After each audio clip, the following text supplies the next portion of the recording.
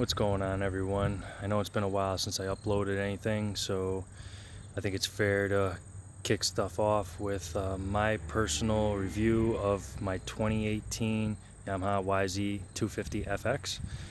I've done enough races and rides on this bike to give my overall thoughts on it, and maybe I can help somebody that's on the fence about buying this bike. I'm gonna let you know what I like about it, what I don't like about it, who I think it's good for, what I think it's good for, and what I don't think it's good for. So let me start off by explaining, for those of you who don't know, the difference between the Yamaha 250F model and the FX model. The FX model is Yamaha's attempt at a GNCC ready race bike. The difference between this and the F model is this has the wide ratio transmission, which basically is the first and second gear are lower to go up some gnarly stuff. It has a kickstand, an electric start. The motor mounts are rearranged a little bit for motor flex and so on and so forth. The mapping and the computer is a little softer off the hit, but you could change that with the tuner. I have changed mine, but I've ridden one that was bone stock, and there's definitely a difference, but it's not a drastic difference. So those are basically the differences. There's nothing too crazy, but the suspension's a little softer also, but honestly this is still a very stiff suspension, and I'll get into that a little bit later. So first off, looking at this bike, you'll notice that it doesn't have a kickstart. The F model has one. A lot of people complain and gripe and moan that a lot of the newer bikes are getting rid of the kickstarts, but honestly, never had an issue with this bike. I don't go out on a ride thinking, oh no, this bike's not going to start. It's been very, very loyal to me, and haven't had any issues. One thing I worried about before I bought this bike was the fuel tank. I like the way how it's tucked away and hidden under the seat and under the airbox, but I was afraid that during a hair scramble, it's an hour and a half long for me, and I was afraid it wasn't going to make the race without having to pit. But rest assured, for you thinking about buying this bike gets amazing gas mileage or fuel mileage, and it has no problem making an hour and a half race with, I don't know, I would say a half tank or maybe a little less left in there after the race, and that's riding to the fullest of my ability.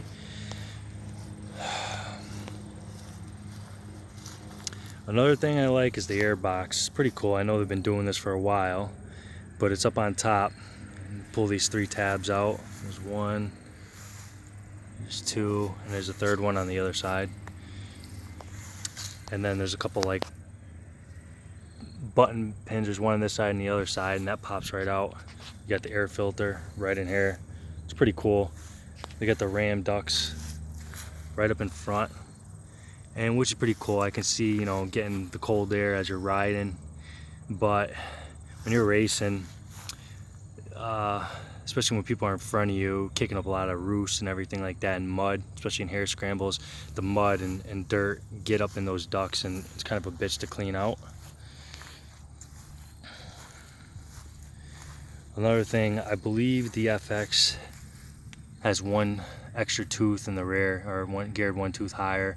Not going to make a huge difference, but it is a difference nonetheless.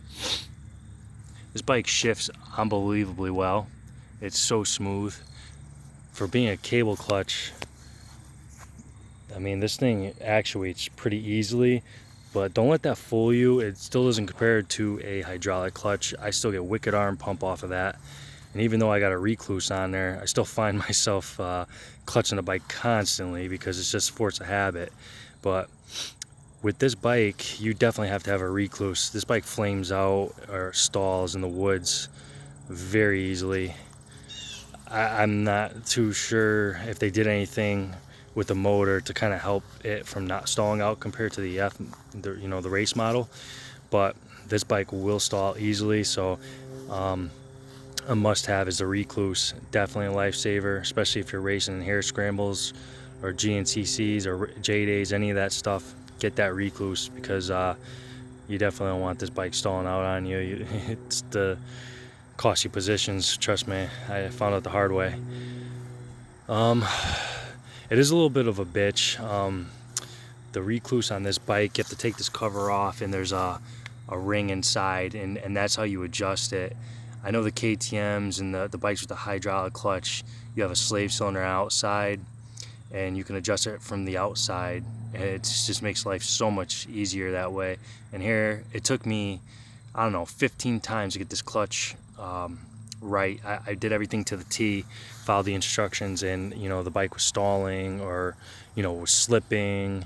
There's always something. I finally got it right. I mean, now that I got it right, it works amazing, but it's just a pain in the butt to keep tipping the bike sideways and pulling off that cover to adjust the clutch. Okay, so some of the things I don't really care about for the bike is, well, from my perspective of racing New England hare scrambles, for you, those of you who don't know our terrain, it's very rocky, muddy, rooty, hill climbs, very, very rough terrain. It's not out west like Nevada with deserts, and you know, I think this bike would do very well out in that area, but in this area, without getting the suspension revalved and everything like that, it just wasn't compliant enough for me. It has really good characteristics. It doesn't ride too low in the stroke. It's very stiff, but at the same time, this bike will tire you out very quick in a race. Again, if you got it the suspension revalved, it'd be good. It's got the triple S forks, the suspension, KYB suspension, and I know it's great suspension. When I first started racing, I was 180 pounds, but I don't know what happened. I lost a ton of weight, and now I'm down to 160, so it just wasn't compliant for me. And I had the clickers set all the way soft, the compression, and it did make a really big difference, but it's crazy that I had to soften the clickers all the way for it to work for me, and even then it just wasn't enough.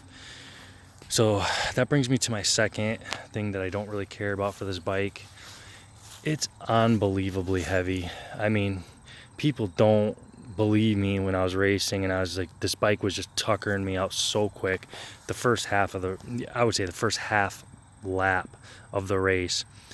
Yamaha claims this bike is 249 pounds, but I don't know. I think they're fibbing a little bit. I think it's more like 255. It's heavy. I just can't even explain it. I know four strokes are heavy by nature, but this bike is just much heavier than other ones that I felt. My buddy's KTM 4-stroke, it's a 250, much lighter than this bike. I think he's at like 230 something, 237, somewhere around there. And it's just a night and day difference when you're going over rocks and roots, and between the suspension not being compliant and the weight of this bike, it tired me out unbelievably fast. I just can't even put into words. So one thing this bike is great at is, well, two things: hill climbs and getting through the mud. I got the second gen tubeless that helped out a lot. The recluse helped out a lot, but this bike does amazing getting through mud. I was blown by people and that were just stuck for days at 2 strokes, and you know, you can just really grunt this bike down low. That's one thing I liked about it. Another thing that was good and bad, I'm 6 foot tall. This bike is unbelievably tall. It's I don't know if it's the seat height, or I'm sure it had to do with the linkage too, but a lot of it with the seat is because the tank and the air box, so you can see that dip in there. The bike sits very high. I'm 6 foot tall, and I'm just touching the ground.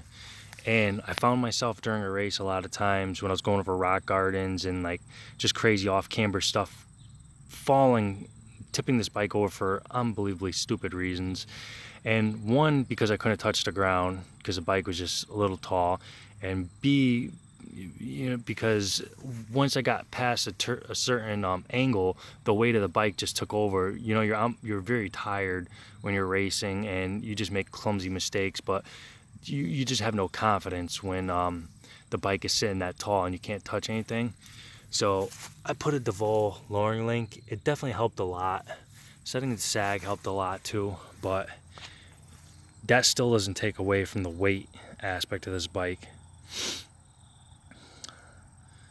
The bike starts great, never had any issue with it starting. A couple issues flaming out at the start of a race where I would start it and immediately drop the clutch and try to go and it would stall, but that's my fault because I think four strokes are prone to doing that. You're supposed to just let it start first, and I don't know, I guess you gotta wait a millisecond or something before you whack the throttle, but I had to find out the hard way a couple times.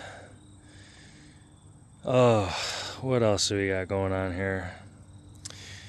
So basically the weight of the bike, we got that it was tall, and that's about wrapping it up as far as my complaints and the pros and cons about this bike. Who I think this bike is good for is somebody that weighs at least 180 pounds. If you're not at least 180 pounds, you're gonna struggle with this bike. End of the story. If you're just riding this bike down fire roads and trails with your buddies, or if you live out west, I think this bike would be great for you. Or if you're doing straight up J days, this bike would be great because I think it has a little bit of the best of both. You know, you can do the wider open trail races, and you have the jumps, and it doesn't bottom out. So I think it's good in that aspect. If you're doing Netra New England hare scrambles or Northeast hare scrambles, I don't think this is the best bike for that, because of how tall it is, the weight.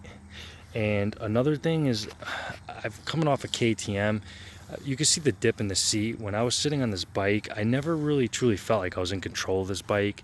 I kind of felt like I was sitting in a cockpit, and I didn't really truly understand that until I got back onto a KTM Husqvarna, and they sit, I feel like I'm over the handlebars and I've got control. I'm in the attack mode, and I just do better. I feel more confident in that position. This bike, I kind of felt like I was sitting low boy, and the bars, you know, I got little 1/2-inch risers on there, but I just felt like I was sitting too low on the bike. So I kind of felt like the bike was taking me for a ride instead of me taking it for a ride. That about does it. I mean, I definitely think it's a great bike. I don't think it's great for all aspects of, you know, riding, depending on what you're going to do. If you're racing, unless you're doing straight J days, I don't recommend this bike, just being how heavy it is. If you don't weigh at least 180 pounds, I don't recommend this bike. You will be fighting with it. And I'm not talking about when you're well rested and you just get on it and ride it. You know, anybody can handle it then. But I'm talking about when you're racing, you're very tired. I mean, the weight just overtakes you, and it doesn't take long to tucker you out. So that's my personal thoughts on this bike. I hope it's helped some of you guys if you're thinking about buying one. It is a great bike. I don't mean to bash it, but I bought it for the wrong purpose. I bought it for hare scrambles, and I just don't think it's good for hare scrambles in the Northeast. And that's my 2 cents. Alright guys, stay tuned for my next review. I've bought 2 brand new 2020 bikes. One's a 150 Husqvarna 150 I, and the other one is a KTM 250 XC. Once I put some time on those bikes, I'll be uploading my reviews on them. I'm also going to be uploading my last race on this bike before I sell it. And I'm going to be uploading some content of the 150 racing, and then next year the 250 XC. All right guys, stay tuned.